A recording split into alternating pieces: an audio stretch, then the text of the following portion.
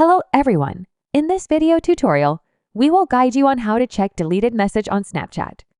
So let's dive right in. First things first, open the Snapchat app on your mobile device and ensure that you are logged into your Snapchat account. Next, locate the profile icon in the top left corner of your screen and tap on it to proceed. Now you will land in your profile. Look for the settings icon in the top right corner of your screen, which resembles a gear, and tap on it.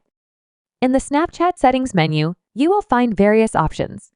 Scroll down and locate the My Data option, then tap on it. If this is your first time visiting My Data in Snapchat, it will require you to log in again. After logging in, ensure that the chat history option is checked. This will enable you to download your chat history.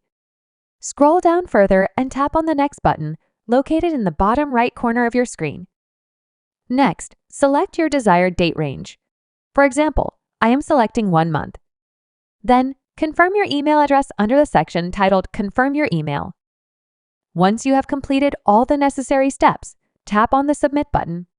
The Snapchat team will email you your Snapchat data within 24 hours. And there you have it.